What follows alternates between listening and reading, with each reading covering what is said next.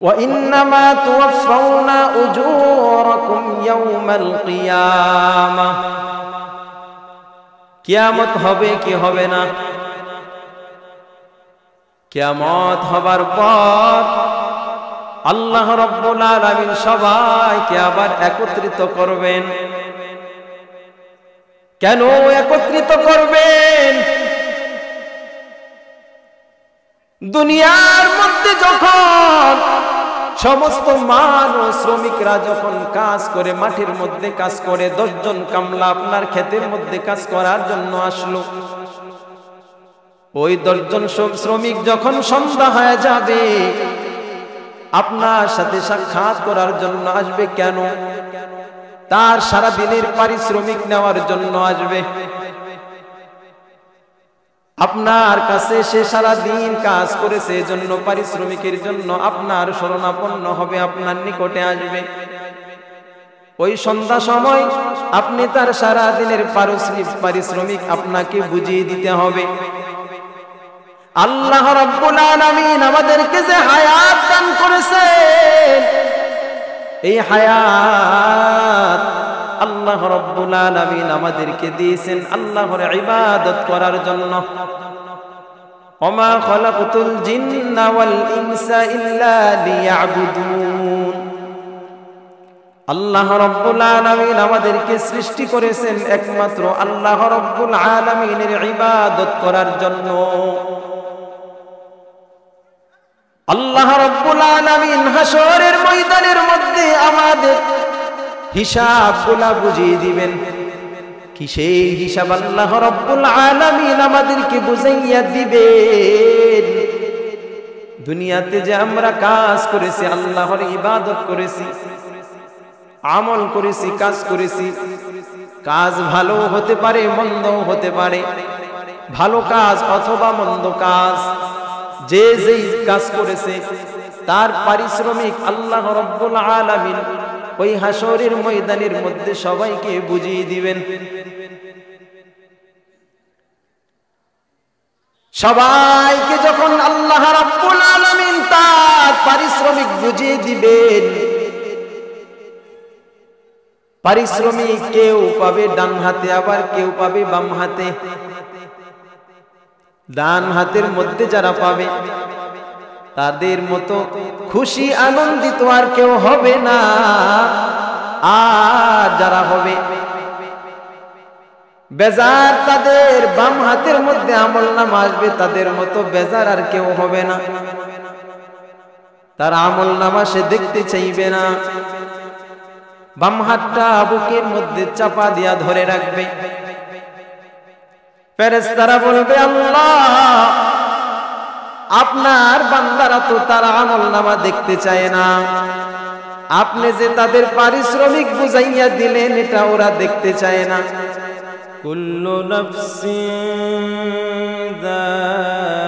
যায়িকাতুল মাউত ওয়া ইন্নামা তুওয়াফাউনা উজুরাকুম ইয়াওমাল কিয়ামাহ فمن زحزح عن النار وأدخل الجنة فقد فاز وما الحياة الدنيا إلا متاع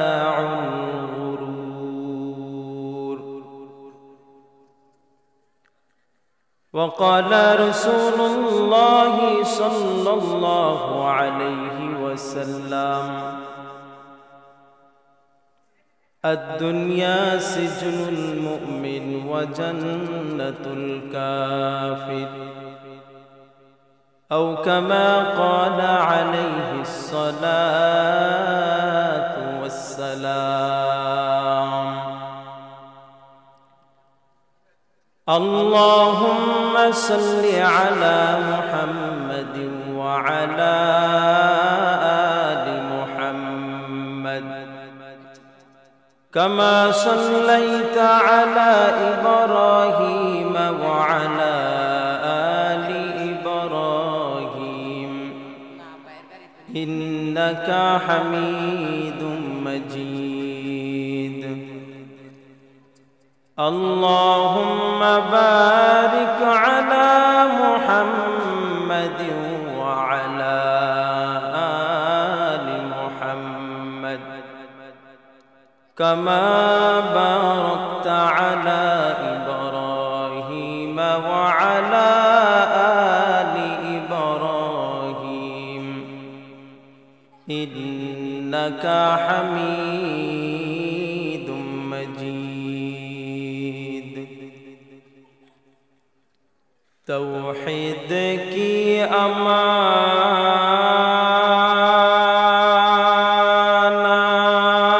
امانات سینوں میں ہے ہمارا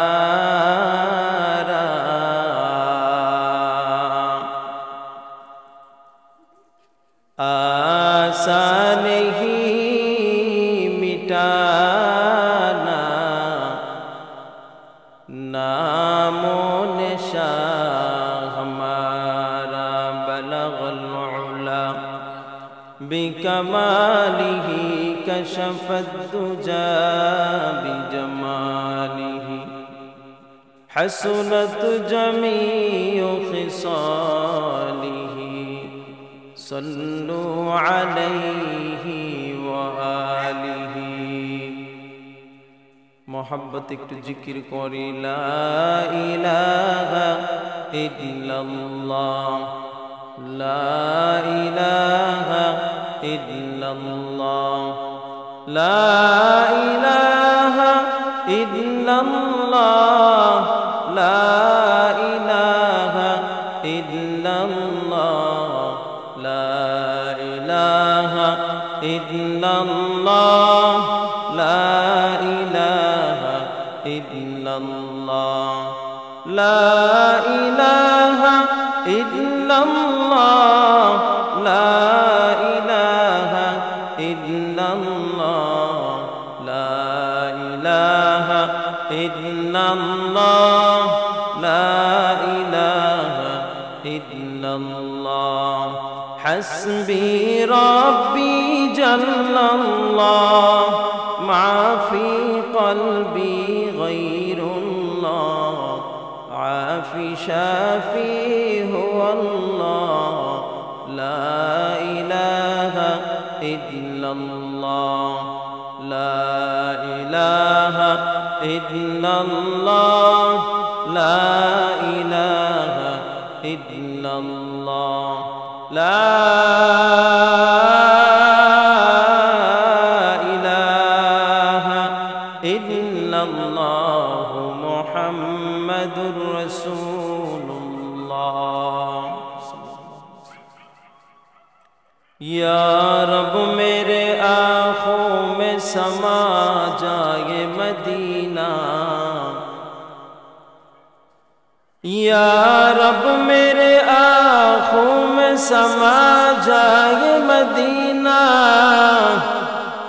مدت سے میرے دل میں تمنا یہ مدینہ مدت سے میرے دل میں تمنا یہ مدینہ میں دور ہوں مجبور ہوں اے سید عالم دیدار دکھاتے نہیں آواز سنا دو دیدار دکھاتے نہیں آواز سنا دو আলহামদুলিল্লাহ জয়নগর জামে মসজিদের উদ্যোগে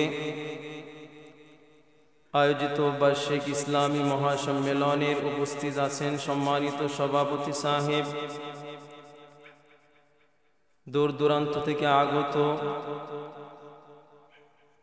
হযরত উলামায়ে কেরাম আমার সামনে উপবিষ্ট আছেন এলাকার মুরব্বিয়ান যুবক ভাইরা পর্দার অন্তরালে অবস্থানরত শ্রদ্ধেয়া সম্মানিত মা ও বোনেরা রব্বুল আলামিনের দরবারে লাখো কোটি শুকর যে মহান রব্বুল আলামিন আমাদেরকে দীর্ঘ কয়েক বছর পরে আবার এই মসজিদের প্রাঙ্গণে কোরআন হাদিসের মজলিসে উলামায়ে কেরামদের মজলিসে আল্লাহ রব্বুল আলামিন আমাদেরকে আসার বসার তৌফিক দান করেছেন। রব্বুল আলামিনের দরবারে জবান খুলে কালিমাতুশ শুকর আদায় করি, সকলেই জবান খুলে বলে নেই আলহামদুলিল্লাহ। আবারও পড়ি আলহামদুলিল্লাহ। আল্লাহ রব্বুল আলামিন যখন বান্দা নিয়ামত পাবার পরে নিয়ামতের শুকর আদায় করে, আল্লাহ রব্বুল আলামিন নিয়ামতকে বৃদ্ধি করে দেন। আল্লাহ রব্বুল আলামিন আমাদেরকে যে কত নিয়ামত দান করেছেন, আল্লাহ রব্বুল আলামিন যে আমাদেরকে কত নিয়ামত দিয়েছেন, এই নিয়ামতের কোনো শেষ নেই। আমরা যদি আল্লাহর একটা নিয়ামতের শুকর আদায় জীবন শুরুর থেকে মৃত্যু পর্যন্ত করে যাই, আল্লাহর একটা নিয়ামতের শুকর আদায় করে শেষ করা সম্ভব হবে না। আল্লাহ রাব্বুল আলামিন আমাদেরকে মাখলুকের মধ্যে আশরাফুল মাখলুকাত বানিয়েছেন, মাখলুকের মধ্যে শ্রেষ্ঠত্ব দান করেছেন। সমস্ত নবীদের নবী আকায়ে নামদার তাজদারে মদিনা সরকার দু আলম মুহাম্মদুর রাসূলুল্লাহ সাল্লাল্লাহু আলাইহি ওয়াসাল্লামের উম্মত করেছেন। মাখলুকের দিক থেকে আমরা শ্রেষ্ঠ, উম্মতের দিক থেকেও আমরা শ্রেষ্ঠ। আল্লাহ রাব্বুল আলামিন আমাদেরকে আল্লাহর যে ভাষা আরবি ভাষা, আল্লাহর ভাষায় আমাদেরকে আল্লাহর কালামুল্লাহ দিয়েছেন। আল্লাহর কিতাব আমাদেরকে দিয়েছেন কোরআন, তাওরাত, জাবুর, ইনজিল, কোরআন, আসমানি চারখানা বড় কিতাব। আল্লাহ রাব্বুল আলামিন তাওরাত, জাবুরের মধ্যে, ইনজিলের মধ্যে যা কিছু দিয়েছেন, কোরআনের মধ্যে সব কিছু ঢুকিয়ে দিয়েছেন। আল্লাহ রাব্বুল আলামিন আমাদেরকে কিতাবের দিক থেকেও আল্লাহ রাব্বুল আলামিন আমাদেরকে বড় দামি কিতাব দিয়েছেন। অন্যান্য কিতাব নবী যেই নবীদের উপরে নাজিল করা হয়েছে, নবীরা চলে গেছেন, ওই কিতাব বাতিল হয়ে গিয়েছে, আবার নতুন কিতাব এসেছে। কিন্তু আপনার আমার নবী চলে গেছেন 1400 বছরের উপরে হয়ে যাচ্ছে, আজও পর্যন্ত ওই কোরআন কালামুল্লাহ 1400 বছর আগে যেমন ছিল আজও পর্যন্ত তেমনই রয়েছে। তো আমি এটা বুঝাইতে চাচ্ছি যে আমরা সব দিক থেকে দামি, সব দিক থেকে আমরা শ্রেষ্ঠ। তো আমরা এটা তো সবাই জানি, যেই জিনিস যত দামি, যেই জিনিস যত মূল্যবান, ওই জিনিস যদি নষ্ট হয়ে যায় তাহলে এটা ততই মন্দ, ততই দুর্গন্ধ। পোলাও কোরমা অনেক দামি খাবার, ভালো খাবার, মেহমানদেরকে মেহমানদারির জন্য আয়োজন করা হয়। নিজের প্রিয়জনদেরকে, আপনজনদেরকে, নিজের ভালোবাসার মানুষদেরকে খাওয়ানোর জন্য পোলাও কোরমার ব্যবস্থা করা হয়, আয়োজন করা হয়। এটা যেমন দামি, যদি নষ্ট হয়ে যায় তাহলে এটা একেবারে বাতিল হয়ে যায়। আর ভাত, এটা যদি একটু নষ্ট হয়ে যায়, এটাকে পানি দিয়ে কি করা যায়, এটাকে খেয়ে ফেলা যায়। পোলাও যদি নষ্ট হয়ে যায় পানি দিয়ে, এটাকে খাওয়া সম্ভব না। তো আমরা যেমন দামি, আমরা যদি নষ্ট হয়ে যায়, আমরা যদি পচে যাই, তাহলে আমাদের জন্য শাস্তিটাও কিন্তু কঠিন হবে। এজন্য আল্লাহ রাব্বুল আলামিন একটা জান্নাত বানাইছেন আর একটা জাহান্নাম বানাইছেন।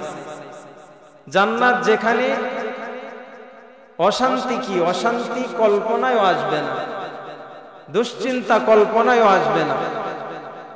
আর জাহান্নাম কি, যেখানে শান্তির কোনো লেশ মাত্র থাকবে না। আল্লাহ যেমন দয়া, আল্লাহর দয়া যেমন বিশাল, যত বড়, আল্লাহর শাস্তিও তত বিশাল, তত বড়। তো আল্লাহ রাব্বুল আলামিন আমাদেরকে দুনিয়াতে পাঠিয়েছেন, এত সুসংবাদ দিয়েছেন, আবার আমাদেরকে জানিয়েছেন পরকালে আমাদেরকে রওনা করতে হবে, চলে যেতে হবে। এই দুনিয়াতে আমরা চিরদিন থাকবো নাকি চলে যাব? চলে যাব। চিরদিন কেউ থাকতে পারবে না। আমাদের আগের প্রজন্ম যারা ছিল ওরা আছে না চলে গেছে? আমাদের পরে যারা আসবে ওরা কি আমাদেরকে পাবে? 50 বছর পরে বা 60 বছর পরে এখানে আমরা যারা উপস্থিত আছি, এখানে আমরা সবাই কি থাকবো পৃথিবীতে? 50-60 বছরের ব্যবধানে আমরা হারিয়ে যাব, আমরা কেউ থাকবো না। তাহলে এই দুনিয়াটা আল্লাহ রাব্বুল আলামিন দিয়েছেন পরীক্ষার হল। পয়গম্বর বলেন আদ-দুনিয়া মাজরাতুল আখিরাহ, এই দুনিয়াটা হলো আখিরাতের সম্পদ অর্জন করার জায়গা।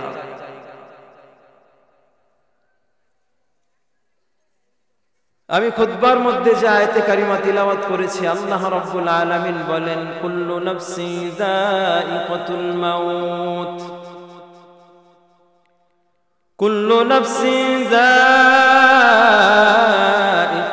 মাউত ওয়া ইন্নামা তুওয়াফাউনা উজুরাকুম ইয়াওমাল কিয়ামাহ ফামান যুহজিহা আনিন নার وأدخل الجنة فقد فاز وما الحياة الدنيا إلا متاع الغرور।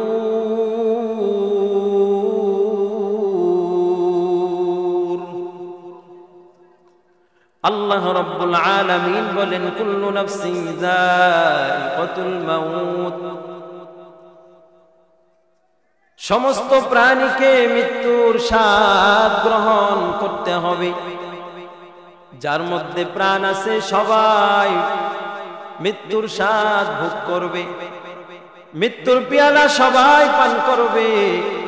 যার প্রাণ আছে সে মরণ থেকে হাজারো চেষ্টা করার পরেও পলায়ন করতে পারবে না, বাঁচতে পারবে না।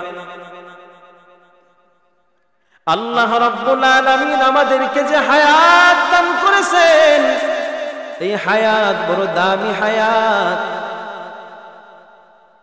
যে তার হায়াতের মূল্য বুঝতে পারবে, সে আল্লাহর হুকুমের উপরে তার হায়াতটাকে কাজে লাগাবে। যে বান্দা টাকার মূল্য বুঝতে পারে, তার কাছ থেকে টাকা সহজে নেওয়া যায় না, সহজে তার পকেট থেকে টাকা বের করা যায় না। আর ছোট বাচ্চাদের হাতে যদি টাকা দিয়ে দেন, দেখবেন সে 1000 টাকার নোট আর 10 টাকার নোট দুটার মধ্যে কোনো পার্থক্য বুঝবে না। 1000 টাকার নোট তার কাছে যেমন দামি, 10 টাকার নোটও ঠিক ঠিক ওই রকমই দামি, কারণ তার কাছে টাকার কোনো মূল্যায়ন নাই। এক হাতে টাকা দিবেন, আরেক হাতে মজা দিবেন, দেখবেন মজার প্যাকেট আগে হাতে নিবে, টাকা সে নিতে চাইবে না। কারণ সে মজা এটা খাবারের জিনিস, এটা বুঝে, এটা সে বোঝার কারণে এটার মূল্য তার কাছে আছে। টাকাটা সে বুঝে না, এজন্য টাকার মূল্য তার কাছে নাই। আমাদের যাদের হায়াতটাকে মূল্যবান মনে হবে, দামি মনে হবে, সে হায়াতটাকে অযথায় নষ্ট করবে না, অযথায় তার হায়াতকে সে নষ্ট করবে না, অযথায় হায়াতের সময়টাকে আড্ডার মধ্যে, আল্লাহর অসন্তুষ্টির মধ্যে পার করবে না। সে সর্বদাই চিন্তা করবে আমার হায়াত বড় দামি হায়াত, এই হায়াতটাকে আমার কাজে লাগাইতে হবে। আপনার আমার হায়াত কত দামি হায়াত, কত দাম, এই হায়াতের কত দাম। যখন আমরা অসুস্থ হয়ে যাই তখন আমরা বুঝতে পারি সুস্থতার কত দাম। কবরের মধ্যে যারা চলে যায় তারা বুঝতে পারে দুনিয়ার হায়াতের কত দাম। وَإِنَّمَا تُوَفَّوْنَ أُجُورَكُمْ يَوْمَ الْقِيَامَةِ। কিয়ামত হবে কি হবে না? কিয়ামত হবার পর আল্লাহ রাব্বুল আলামিন সবাইকে আবার একত্রিত করবেন। কেন একত্রিত করবেন? দুনিয়ার মধ্যে যখন সমস্ত মানুষ শ্রমিকরা যখন কাজ করে, মাটির মধ্যে কাজ করে, 10 জন কামলা আপনার ক্ষেতের মধ্যে কাজ করার জন্য আসলো। ওই 10 জন শ্রমিক যখন সন্ধ্যা হয়ে যাবে আপনার সাথে সাক্ষাৎ করার জন্য আসবে। কেন? তার সারা দিনের পারিশ্রমিক নেওয়ার জন্য আসবে। আপনার কাছে সে সারা দিন কাজ করেছে, এজন্য পারিশ্রমিকের জন্য আপনার শরণাপন্ন হবে, আপনার নিকটে আসবে। ওই সন্ধ্যা সময় আপনি তার সারা দিনের পারিশ্রমিক আপনাকে বুঝিয়ে দিতে হবে। আল্লাহ রাব্বুল আলামিন আমাদেরকে যে হায়াত দান করেছেন, এই হায়াত আল্লাহ রাব্বুল আলামিন আমাদেরকে দিয়েছেন আল্লাহর ইবাদত করার জন্য। ওমা খালাকতুল জিন্না ওয়াল ইনসা ইল্লা লিয়াবুদুন। আল্লাহ রাব্বুল আলামিন আমাদেরকে সৃষ্টি করেছেন একমাত্র আল্লাহ রাব্বুল আলামিনের ইবাদত করার জন্য। আল্লাহ রাব্বুল আলামিন হাসরের ময়দানের মধ্যে আমাদের হিসাবগুলা বুঝিয়ে দিবেন। কি সেই হিসাব আল্লাহ রাব্বুল আলামিন আমাদেরকে বুঝাইয়া দিবেন। দুনিয়াতে যে আমরা কাজ করেছি, আল্লাহর ইবাদত করেছি, আমল করেছি, কাজ করেছি, কাজ ভালো হতে পারে মন্দও হতে পারে, ভালো কাজ অথবা মন্দ কাজ, যে যেই কাজ করেছে তার পারিশ্রমিক আল্লাহ রাব্বুল আলামিন ওই হাসরের ময়দানের মধ্যে সবাইকে বুঝিয়ে দিবেন। সবাইকে যখন আল্লাহ রাব্বুল আলামিন তার পারিশ্রমিক বুঝিয়ে দিবেন, পারিশ্রমিক কেউ পাবে ডান হাতে, আবার কেউ পাবে বাম হাতে। ডান হাতের মধ্যে যারা পাবে তাদের মতো খুশি আনন্দিত আর কেউ হবে না। আর যারা হবে বেজার, তাদের বাম হাতের মধ্যে আমলনামা আসবে, তাদের মতো বেজার আর কেউ হবে না। তার আমলনামা সে দেখতে চাইবে না। বাম হাতটা বুকের মধ্যে চাপা দিয়া ধরে রাখবে। ফেরেশতারা বলবে, আল্লাহ আপনার বান্দারা তো তার আমলনামা দেখতে চায় না, আপনি যে তাদের পারিশ্রমিক বুঝাইয়া দিলেন এটা ওরা দেখতে চায় না। আল্লাহ রাব্বুল আলামিন বলেন, ওরা দুনিয়াতে ভালো কাজ করে না এটা ওরা বুঝে গেছে, এজন্য ওদের খারাপ আমলটা, খারাপ পারিশ্রমিকটা ওরা দেখতে চায় না। আল্লাহ রাব্বুল আলামিন বলেন, অবশ্যই সবাইকে দেখাইব, দেখতে হবে দুনিয়াতে কি কাজ করেছে, ভালো না মন্দ, সব কিছু সে দেখতে পাবে। আল্লাহ রাব্বুল আলামিন বলবেন, তোমাদের আমলনামাগুলা তোমরা ভালো করে দেখে নাও, কোনো কিছুর কমতি হয়েছে কিনা, কোনো কিছুর কম আমি দিয়েছি কিনা। নাফরমান গোলামগুলা যখন তার আমলনামা দেখতে চাইবে না, তার বাম হাতটা বুকের মধ্যে ধরে রাখবে। আল্লাহ রাব্বুল আলামিন বলবেন, ও আমার ফেরেশতা, আই নাফরমানদের বুকটাকে ছিদ্র করে দাও, তার বাম হাতটা পিঠের দিক দিয়া বের করে দাও, বাম হাত বের করে তার হাতটা বুক ছিদ্র করে পিছনের দিকে টেনে বের করে দাও। বের করে দেওয়ার পর ফেরেশতারা বলবে, আল্লাহ, আপনার এই বান্দারা তাদের আমলনামা কেমন করে দেখবে? তাদের আমলনামা তো পিছনের দিকে চলে গেছে, তাদের চক্ষু হলো সামনের দিকে, আমলনামা পেছনে কেমনে দেখবে? আল্লাহ রাব্বুল আলামিন বলবেন, দুনিয়াতে আমি আল্লাহ তাদেরকে সোজা রাস্তা দেখাইছি, সোজা পথে চলে নাই, ভালো পথ দেখাইছি, ভালো পথে চলে নাই, উলামায়ে কেরাম ভালো কথা বলছে, ওরা শুনে নাই, সৎ পথে চলার কথা বলছে, ওরা চলে নাই, মন গড়া জিন্দেগি চালাইছে, নিজের মতো নিজে চলছে, নিজের মতো চলতে যাইয়া আজকে নিজের আমলনামা নিজে বরবাদ করেছে, নিজেই নিজের ঠিকানা জাহান্নাম বানিয়ে নিয়েছে। আজকে ওরা ঘাট তেরামি শুরু করে দিয়েছে, আমলনামা দেখতে চায় না। আজকে ওই ঘাট তেরাদেরকে ঘাড় গুলা বেঁকাইয়া, ঘাড় ভেঙে তাদের পিছনের দিকে ঘোরাইয়া তাদের আমলনামা গুলা তাদেরকে দেখাইয়া দাও। ওই দিন যারা আমলনামা বাম হাতের মধ্যে পাবে, তাদের ঘাড় গুলা ভেঙে পিছনের দিকে ঘোরাইয়া তারপরে আমলনামা দেখানো হবে। কুল্লু নাফসিন যায়িকাতুল মাউত ওয়া ইন্নামা তুওয়াফাউনা উজুরাকুম ইয়াওমাল কিয়ামাহ ফামান যুহজিহা আনিন নার ওয়া উদখিলাল জান্নাতা ফাকাদ ফাজ। ওই হাসরের ময়দানে উপস্থিত হওয়ার জন্য মরার প্রয়োজন আছে না নাই? আগে মরতে হবে, মরার পরে আল্লাহ রাব্বুল আলামিন আমলনামাগুলা বুঝাইয়া দিবেন। হিসাব নিকাশ শেষ না হওয়া পর্যন্ত চুল পরিমাণ আগানোর মতো, অগ্রসর হওয়ার মতো শক্তি ক্ষমতা কারো থাকবে না। আল্লাহ রাব্বুল আলামিন বলেন, ওই দিন যাকে জাহান্নাম থেকে দূরে রাখা হবে, যাকে জান্নাতের মধ্যে প্রবেশ করানো হবে, সেই হবে সেই দিন সফল কাম। মুমিনের একমাত্র চাওয়া হলো সফলতা, হলো জান্নাত। দুনিয়াতে আমরা যা কিছু করি, কেউ চাকরি করি, ব্যবসা করি, কৃষি কাজ করি, যা কিছু করি, আমাদের একমাত্র উদ্দেশ্য কি?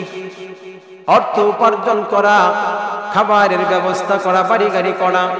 যে চাকরি করে তার উদ্দেশ্য এটাই, যে ব্যবসা করে তার উদ্দেশ্য এটাই, যে কৃষি কাজ করে, খেত কামারে কাজ করে তার উদ্দেশ্য এটাই। মুমিন যাই কিছু করুক না কেন, মুমিন যা কিছু করবে দুনিয়াতে, সিজদা দিবে, তার উদ্দেশ্য একটাই, আমার মালিক খুশি হবে। মালিক যদি খুশি হয় তাহলে মালিক আমাদের জন্য কি রেখে দিয়েছেন? জান্নাত রেখে দিয়েছেন।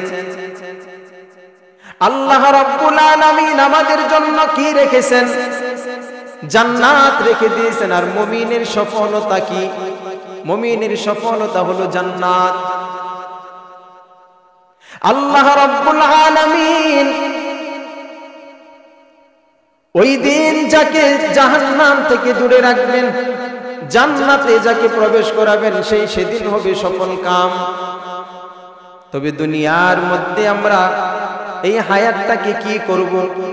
যদি ওই দিন আমরা সফল কাম হইতে চাই, তাহলে আমাদের দুনিয়ার হায়াতটাকে, জীবনটাকে কাজে লাগাইতে হবে। কিভাবে কাজে লাগাবো দুনিয়ার হায়াত? মসজিদের মিনার থেকে আযান হবে আর আমি কম্বল গায়ে দিয়া নিজের বিছানার মধ্যে, জাজিমের মধ্যে আরাম করে ঘুমাবো। আযান হবে, আমার দোকান আমি খোলা রেখে ব্যবসার মধ্যে মনোযোগ দেব। মসজিদের মিনারে আযান হবে, আমি খেত কামারের মধ্যে, কাজের মধ্যে মনোযোগ বাড়ায় দিব। নাকি মিনারের আযান শোনার সাথে সাথে আমার সব কিছু বন্ধ থাকবে, সব কিছু বন্ধ হয়ে যাবে, আমার মালিক আমার আল্লাহ আমাকে ডাকতেছেন, আমার মালিকের কদমে, কুদরতি কদমে সিজদা দেওয়ার জন্য আমাকে প্রস্তুতি নিতে হবে। কারণ যে মালিক আমাকে দুনিয়াতে পাঠাইছেন, ওই মালিক আবার আমাকে ডেকে নিয়ে যাবে। আমি আমার মালিকের সামনে দাঁড়াইব, কি নিয়ে দাঁড়াইব, কি জবাব দেব আমার মালিকের দরবারে? দুনিয়ার মধ্যে যা কিছু করি সব কিছুর হিসাব আল্লাহ রাব্বুল আলামিন আমাদেরকে ওই দিন দেখাইয়া দিবেন, বুঝাইয়া দিবেন। এজন্য সাবধান, আমাদের হায়াতটাকে আমরা কাজে লাগানোর চেষ্টা করব। দুনিয়ার মধ্যে যা কিছু করি সব কিছু রব্বুল আলামিন ওই দিন আমাদেরকে দেখাইবেন, আমাদেরকে ওই দিন বুঝাইয়া দিবেন। ওই দিন যদি আমলনামা ভালো না হয়, তাহলে আপনার আমার অবস্থাটা কেমন হবে, কি উপায় হবে? এজন্য দুনিয়ার হায়াতটা বড় দাম, এই দামি হায়াতটাকে কাজে লাগাইতে হবে। আল্লাহ রাব্বুল আলামিনের কুরআন কত দামি কুরআন, আল্লাহর কালাম কত দামি কালাম। এই কালামের তিলাওয়াত শোনার জন্য যারা নবীকে মানত না, নবী বলে স্বীকার করত না, তারাও কালামুল্লাহর তিলাওয়াত শোনার জন্য ভিড় জমাইয়া দিত। কিন্তু আমরা এই কালামুল্লাহর মর্যাদা বুঝি না, তাকের মধ্যে রেখে দেই। রমজান মাস আসলে তিলাওয়াত করি, তাও সবাই নামাজের মধ্যে। আগে দেখা যাইতো প্রত্যেকটা ঘরে ঘরে মা বোনেরা সকালে ফজরের নামাজ আদায় করে তিলাওয়াত করত। কিন্তু এখন হাজার হাজার বাড়ি তালাশ করলে এক দুইটাও খুঁজে পাওয়া যাবে না যে ফজরের নামাজের পরে তাদের ঘর থেকে কোরআনের আওয়াজ আসতেছে। আমরা মনে করতেছি আমার সন্তানকে আমি কোরআন পড়াইব, কি লাভ হবে? দুনিয়াতে এসে কোরআন পড়ে আলেম হয়ে কি করবে? দুনিয়ার জেনারেল লাইনে যদি শিক্ষা দেই, তাহলে বড় চাকরি করবে, ডাক্তার হবে, ডক্টর হবে, ইঞ্জিনিয়ার হবে, টাকা উপার্জন করবে, সম্মান অর্জন করবে, টাকার অভাব হবে না, সম্মানের অভাব হবে না। অথচ আমাদেরকে আল্লাহ রাব্বুল আলামিন যে বিবেক দান করেছেন, এই বিবেকটা আমরা কতটুকু কাজে লাগাইতেছি? ভারতবর্ষের সম্রাট জাহাঙ্গীর, ভারতবর্ষ কত বড় আয়তনের ছিল। বাংলাদেশ, বর্তমান ভারত, পাকিস্তান, মিয়ানমার সহ আফগানিস্তান সহ এই বিশাল যে এরিয়া, ওই সবটা নিয়েই ছিল ভারত। এত বিশাল সীমানার সম্রাট ছিলেন বাদশাহ জাহাঙ্গীর। বাদশাহ জাহাঙ্গীরের সন্তান সম্রাট শাহজাহান এখনো সম্রাট হন নাই, এখনো চেয়ার পান নাই, ক্ষমতা পান নাই। তার সন্তান অরঙ্গজেব, ছোট সন্তান, বয়স একেবারে কম। অরঙ্গজেবকে মাদ্রাসায় পাঠাইছে কোরআনের হাফেজ হওয়ার জন্য। অরঙ্গজেব চলে গেছে মাদ্রাসায়, কোরআনে কারিম হিফজ করা শুরু করছে, পড়তেছে। পড়তে পড়তে যখন কোরআনে কারিম শেষ করে ফেলেছে, খতম করে দিয়েছে, শেষ সবক পড়ে বাবার কাছে আসছে। সম্রাট শাহজাহানের কাছে আয়েশা বলে, আব্বা জান, আজ আমি বড় খুশি, আমি বড় আনন্দিত আব্বা জান। আমি আজকে কোরআনের শেষ সবক পড়ে মুখস্থ করে কোরআনে কারিম হিফজ করে হাফেজ হয়ে বাড়িতে আসলাম। সম্রাট শাহজাহান বড় খুশি হইছে, সন্তানকে ডাক দিয়া বলে, ও সন্তান, যাও তোমার দাদার কাছে খুশির সংবাদটা তুমি শুনাইয়া আসো। অরঙ্গজেব আনন্দিত হইয়া খুশি হইয়া দাদার কাছে চলে গেছে। দাদার কাছে গিয়ে বলে, দাদা যান, আজ আমি কোরআন কারীমের শেষ সবক পড়ে হাফেজ হয়ে বাড়িতে আসলাম। ও দাদা, আমাকে আজকে উপহার দিবেন, পুরস্কার দিবেন।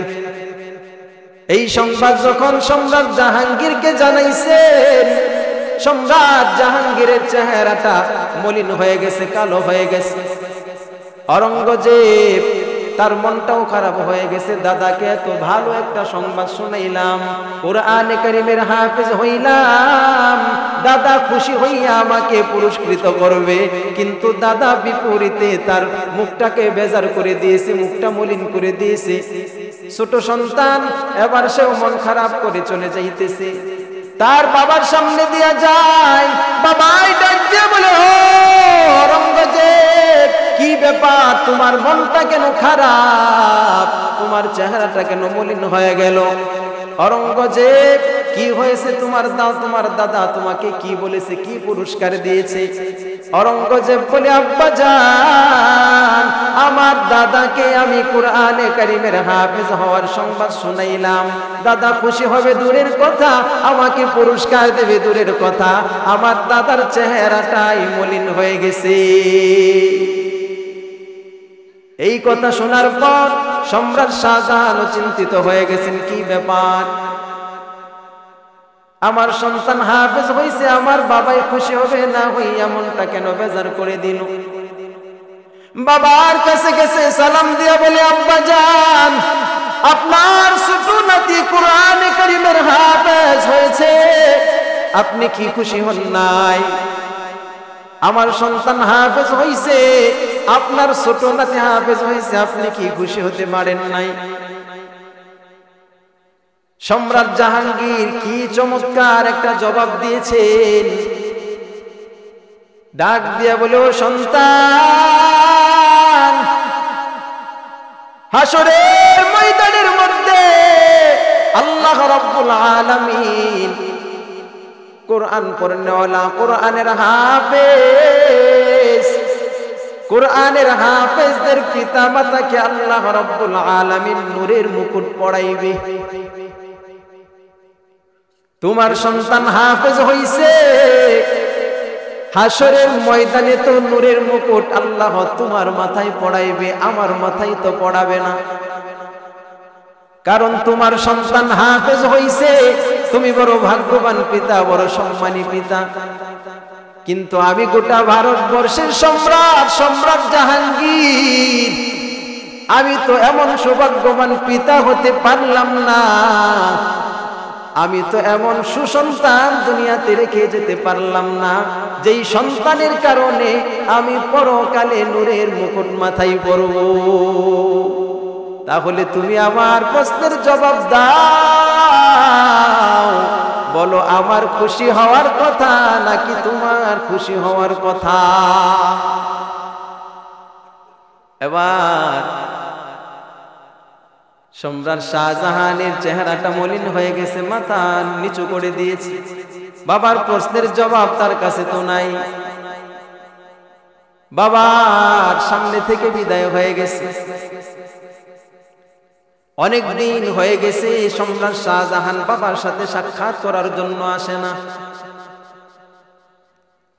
সম্রাট জাহাঙ্গীর বড় অসুস্থ, মরণাপন্ন অবস্থা। তার আত্মীয় স্বজন আপনজনেরা তাকে দেখার জন্য আসতেছে, কিন্তু সম্রাট শাহজাহানকে, যুবরাজ শাহজাহানকে খবর দেওয়া হয়, কিন্তু সে আসে না।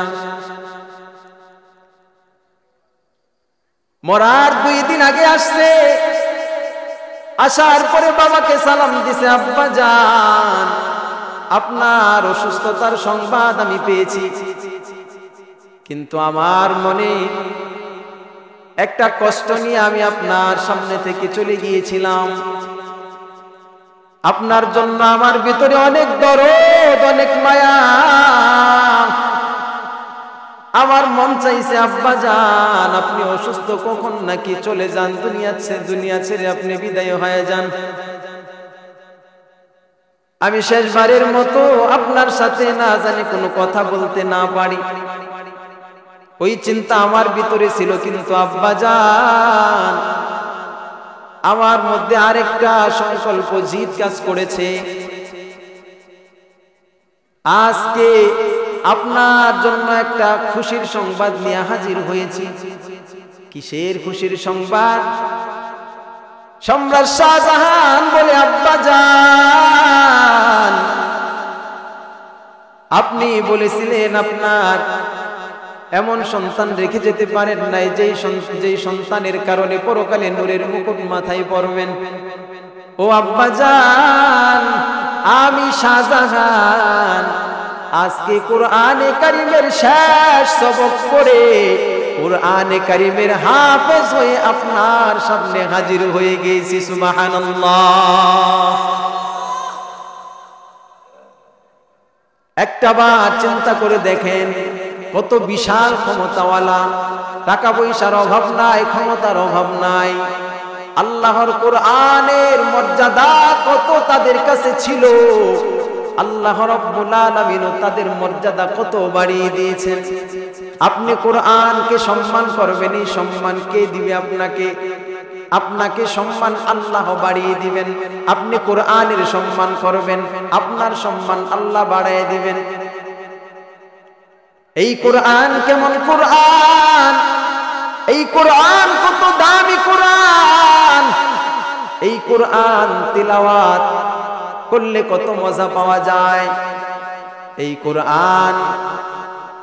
কোরআন পড়ে ফু দিলে অনেক অসুস্থতা দূর হয়ে যায়। বাদশাহর দরবারে এক আলেম বসে আছেন। আগের দিনের বাদশাদের দরবারে আলেম কবিদেরকে ডাকা হতো। ফজল ইবনে আব্বাস নামের এক আলেম, সে বসে আছেন। হঠাৎ এক মহিলা ছোট বাচ্চা নিয়ে আসছে। বাচ্চাকে আইলা বলে, হুজুর আপনি একটু দম করে দেন, ফু দিয়া দেন। ফু দিছে, চলে গেছে। বাদশা বলে, আপনাদের হুজুরদের সব ভালো লাগে, কিন্তু এই ফু ফাইটা ভালো লাগে না। ফু দিলে কি হয়? ফুর মধ্যে কি আছে? ফজল ইবনে আব্বাস বলতেছেন, বাদশা, আমি বিশ্বস্ত সূত্রে জানতে পেরেছি আপনার রাজত্ব বেশি দিন টিকবে না।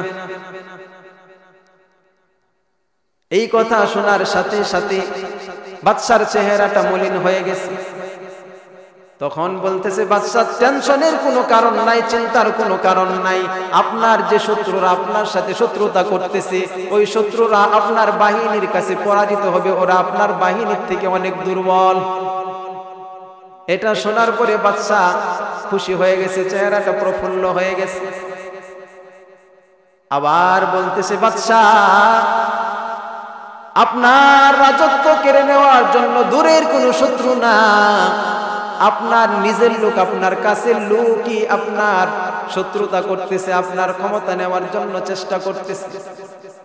এই কথা শোনার পরে বাদশা আবার চিন্তিত হয়ে গেছে, আমার নিজের লোক আবার কে? এবার ফজল ইবনে আব্বাস বলে, ও বাদশা, আসলে আপনাকে যে আমি গল্পটা শুনাইলাম, এই গল্পটা আমার থেকে বানানো একটা গল্প। এটা আসলে কোনো সত্য বা প্রমাণ দিয়ে কোনো গল্প না। এটা একটা কথা প্রমাণের জন্য, আপনার কথার জবাবের জন্য আপনাকে আমি গল্পটা শুনাইলাম। প্রথম যখন শুনাইলাম আপনার রাজত্ব বেশি দিন টিকবে না, আপনার চেহারার পরিবর্তন হয়ে গেছে।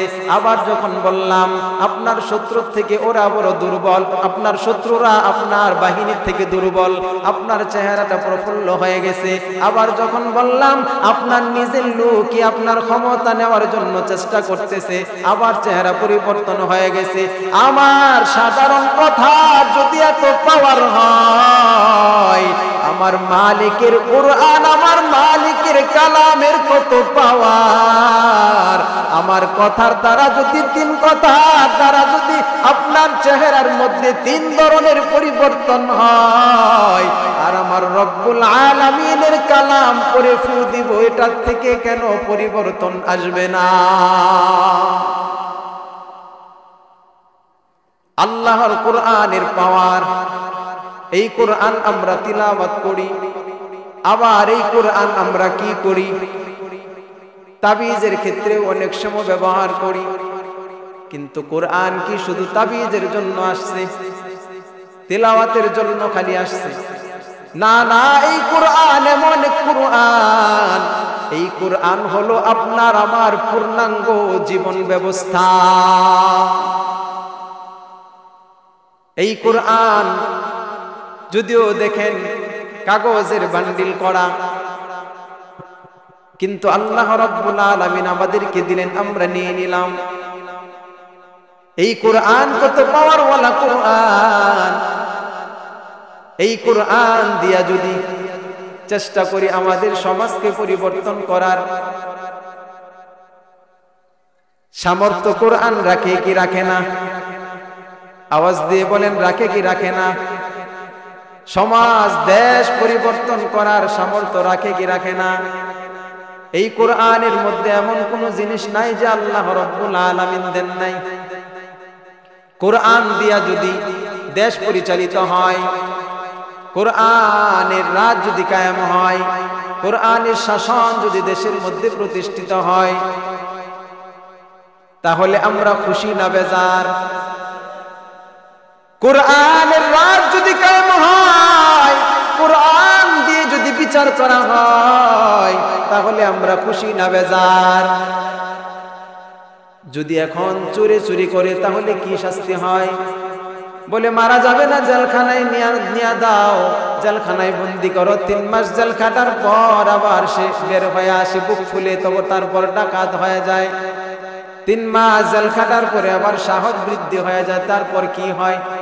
ডাকাত হয়ে যায়। কিন্তু আল্লাহর কোরআন যদি সে চুরি করে তাহলে তার শাস্তি কি হয়? যদি সে খুন করে তার শাস্তি কি হয়? এখন খুন করলে কি হয়? মার্ডার করলে কি হয়? টাকা থাকলে কিছুই হয় না, কিছু হয় নাকি? এত এত মানুষ মরেছে, এত এত ছাত্র মারা গিয়েছে, এত এত মানুষ মরেছে। এই যে এতগুলা মানুষ মরলো, কি বিচার হয়েছে? শাপলা চত্বরের মধ্যে কত কত ছাত্রদের লাশ, উস্তাদের লাশ গুম করা হয়েছে, কত শাহাদাত বরণ করেছে, কি হয়েছে? কারণ কোরআনের আইন যতক্ষণ পর্যন্ত বাস্তবায়ন করা না হবে, ততক্ষণ পর্যন্ত আমরা পরিপূর্ণ সুখ স্বাচ্ছন্দ্য বোধ করতে পারবো না, শান্তিতে জীবন যাপন করতে পারবো না। এজন্য আমাদের কোরআনের শাসন প্রয়োজন আছে না নাই? শুধু মুখে বলবো আছে? শুধু মুখেই বলবো আছে না কাজে কলমেও পরিচয় দিতে হবে? কাজের ক্ষেত্রেও আমাদের কি করতে হবে? আমাদের পরিচয় দিতে হবে যে আমাদের কোরআনের শাসনের প্রয়োজন আছে। আমরা, আপনারা যারা মুরব্বী আছেন, আপনারা তো দেখেছেন দেশের পরিস্থিতি। আমরা তো তেমন বেশি একটা বয়স না যে আমরা দেশের অবস্থা পর্যবেক্ষণ করব বা আগের থেকে কিভাবে দেশ চলে আসতেছে। আমরা কোরআনের শাসন পেয়েছি কখনো? আমরা কখনো কোরআনের শাসন পাই নাই। কোরআনের আইন আমরা সচক্ষে কখনো দেখতে পারি নাই। কোরআনের আইন কেমন কঠিন! পয়গম্বর আরবি মুহাম্মদুর রাসূলুল্লাহ সাল্লাল্লাহু আলাইহি ওয়াসাল্লাম উনি যখন প্রেসিডেন্ট, পয়গম্বরের কাছে একটা বিচার নিয়ে আসা হয়েছে, হে নবী, আপনার বংশের একজন মহিলা সে চুরি করেছে, তার বিচার করে দেন। নবীজি বলেন যে চুরি করেছে তার হাত কেটে দাও। সাহাবায়ে কেরাম বলতেছেন নবীর বংশের মহিলা, তার হাত যদি কাটা যায় তাহলে নবীর বংশের কলঙ্ক হয়।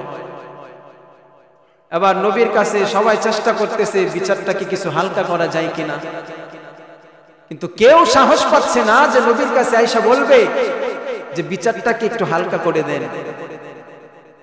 কারণ ইসলামের ব্যাপারে নবীজি কারো সাথে আপোষ করেন নাই। আয়েশা রাদিয়াল্লাহু আনহা বলছেন, যখন